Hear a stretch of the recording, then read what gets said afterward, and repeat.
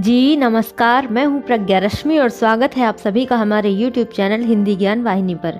मुंशी प्रेमचंद की सर्वश्रेष्ठ कहानियों की श्रृंखला में आज हम लेकर के आए हैं उनकी अगली कहानी बासी भात में खुदा का साझा। तो आइए सुनते हैं कहानी बासी भात में खुदा का साझा। शाम को जब दीनानाथ ने घर आकर गौरी से कहा कि मुझे एक कार्यालय में 50 रुपए की नौकरी मिल गई है, तो गौरी खिल उठी। देवताओं में उसकी आस्था और भी दृढ़ हो गई। इधर 1 साल से बहुत बुरा हाल था, ना कोई रोजी ना कोई रोजगार। घर में जो कुछ थोड़े बहुत गहने थे वह भी बिक चुके थे। मकान का किराया सिर पर चढ़ा हुआ था। जिन मित्रों से कर्ज मिल सकता था सबसे ले चुके थे। साल भर का बच्चा दूध के लिए बिलख रहा था। एक वक्त का भोजन मिलता तो दूसरे जून की चिंता होती। तकाजों के मारे बेचारे दीनानाथ को घर से निकलना मुश्किल था। घर से निकला नहीं कि चारों ओर से चिथाड़ मच जाती। वाह बाबूजी वाह, 2 दिन का वादा करके ले गए और आज 2 महीने से सूरत नहीं दिखाई। भाई साहब, ये तो अच्छी बात नहीं। अरे आपको अपनी जरूरत का ख्याल है, मगर दूसरों की जरूरत का जरा भी ख्याल नहीं। इसी से कहा है, दुश्मन को चाहे कर्ज दे दो, दोस्त को कभी न दो। दीनानाथ को ये वाक्य तीरों से लगते थे और उसका जी भी चाहता था कि जीवन का अंत कर डाले, मगर बेजवान स्त्री और अबोध बच्चे का मुंह देखकर कलेजा थाम के रह जाता। आज भगवान ने उस पर दया की और उसके संकट के दिन कट गए। गौरी ने प्रसन्न मुख होकर कहा, मैं कहती थी कि नहीं, ईश्वर सबकी सुधि लेते हैं और कभी न कभी हमारी भी सुधि लेंगे, मगर तुमको विश्वास ही ना आता था। बोलो, अब तो ईश्वर की दयालुता के कायल हुए ना? दीनानाथ ने हठ धर्मी करते हुए कहा, यह मेरी दौड़ धूप का नतीजा है। ईश्वर की इसमें क्या दयालुता?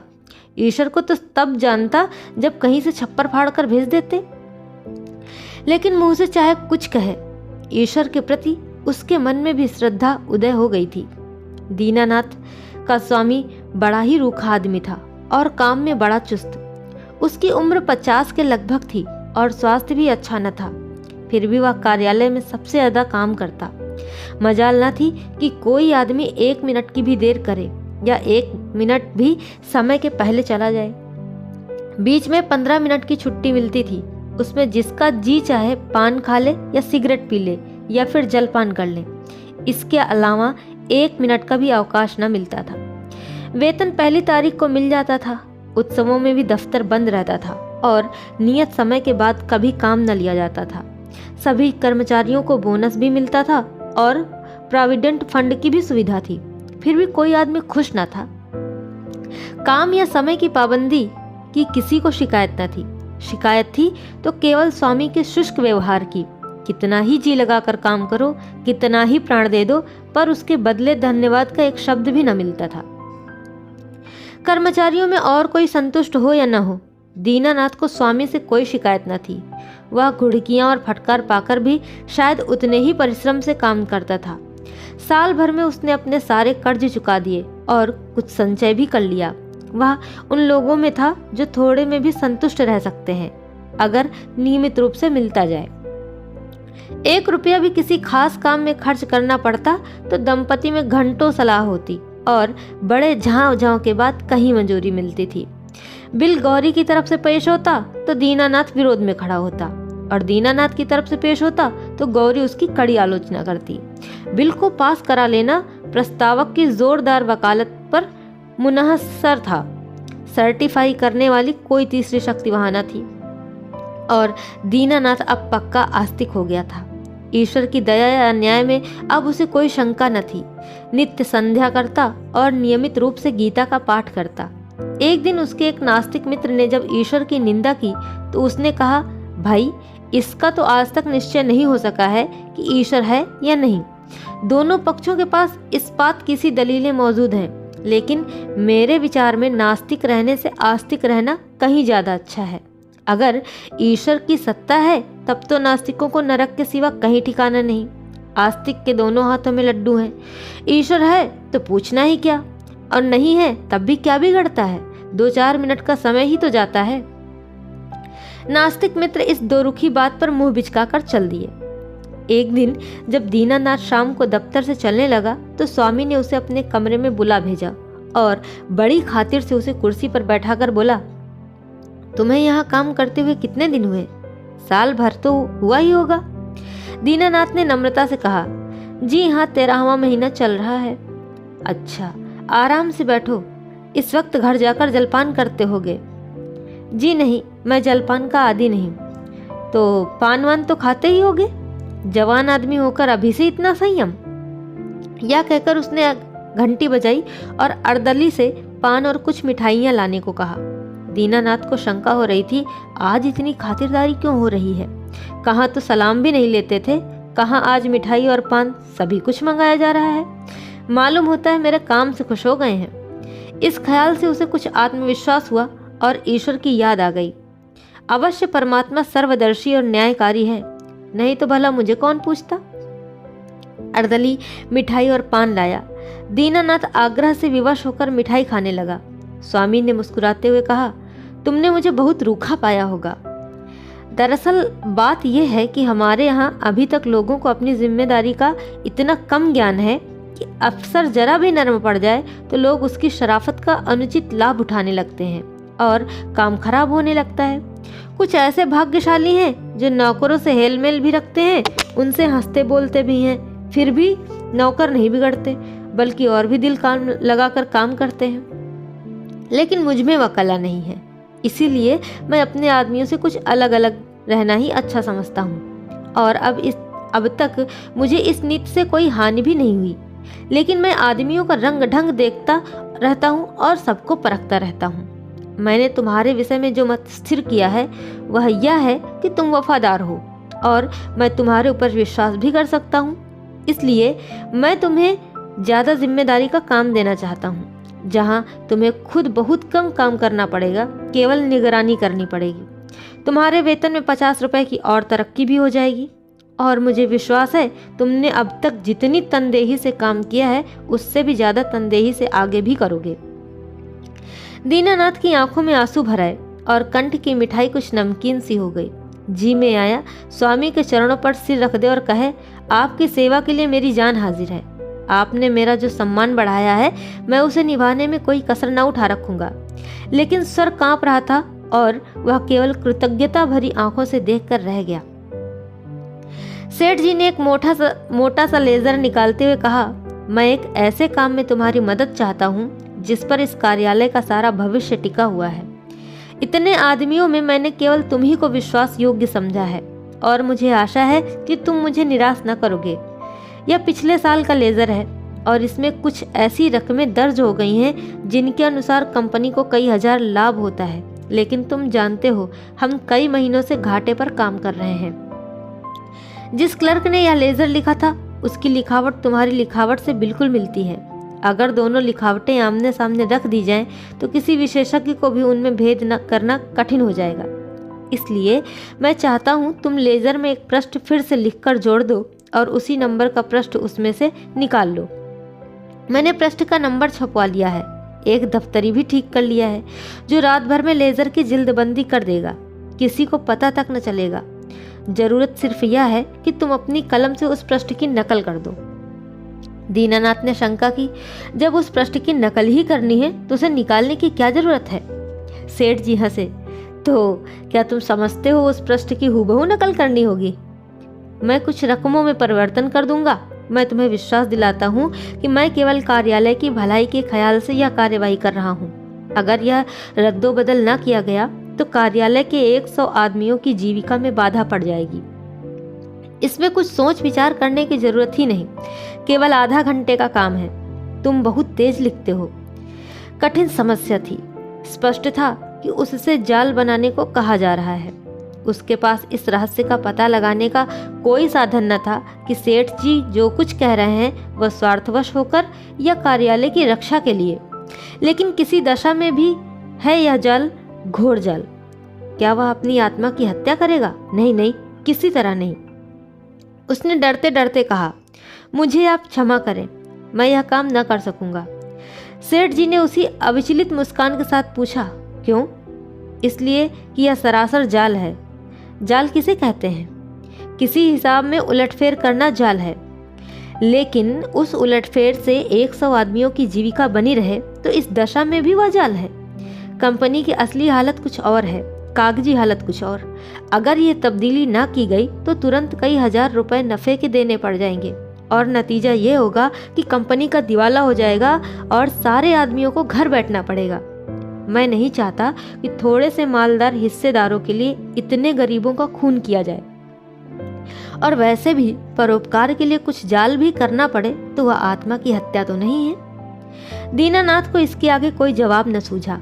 अगर सेठ जी का कहना सच है और इस जाल से 100 आदमियों की रोजी बनी रहे तो वास्तव में वह जाल नहीं, कठोर कर्तव्य है। अगर आत्मा की हत्या होती भी हो तो 100 आदमियों की रक्षा के लिए उसकी परवाह न करनी चाहिए। लेकिन नैतिक समाधान हो जाने पर अपनी रक्षा का विचार आया। बोला, लेकिन कहीं मामला खुल गया तो मैं तो मिट जाऊंगा और 14 साल के लिए काले पानी भेज दिया जाऊंगा। सेठ जी ने जोर से कहा मारा, अगर मुआवला खुल गया तो तुम ना फंसोगे, मैं फंसूंगा। तुम तो साफ इनकार कर सकते हो, लेकिन लिखावट तो पकड़ी जाएगी। लेकिन पता ही कैसे चलेगा कि कौन पृष्ठ बदला गया? लिखावट तो एक सी है। इन बातों की दलील के सामने दीनानाथ परास्त हो गया। उसी वक्त उस पृष्ठ की नकल करने लगा। फिर भी दीनानाथ के मन में जो चोर पैदा हुआ था, गौरी से इस विषय में वह एक शब्द भी न कह सका। 1 महीने के बाद उसकी तरक्की हुई और 100 रुपए मिलने लगे, 200 बोनस के भी मिले। यह सब कुछ था। घर में खुशहाली के चिन्ह नजर आने लगे, लेकिन दीनानाथ का अपराधी मन एक बोझ से दबा ही रहता था। जिन दलीलों से सेठ जी ने उसकी जुबान बंद कर दी थी, उन दलीलों से गौरी को संतुष्ट कर सकने का उसे विश्वास ही न था। उसकी ईश्वर निष्ठा उसे सदैव डराती रहती थी। इस अपराध का कोई भयंकर दंड अवश्य मिलेगा। किसी प्रायश्चित, किसी अनुष्ठान से उसे रोकना असंभव है। अभी ना मिले, 1-2 साल में मिले, 10-5 साल ना मिले, पर जितनी ही देर में मिलेगा उतना ही भयंकर होगा। मूलधन ब्याज के साथ बढ़ता ही जाएगा। वह अक्सर पछताता, मैं क्यों सेठ जी के प्रलोभन में आ गया। कार्यालय टूटता या रहता मेरी बला से, आदमियों की रोजी जाती या रहती मेरी बला से। मुझे तो यह प्राण पीड़ा न होती, लेकिन अब तो जो कुछ होना था हो ही चुका था और दंड भी अवश्य मिलेगा।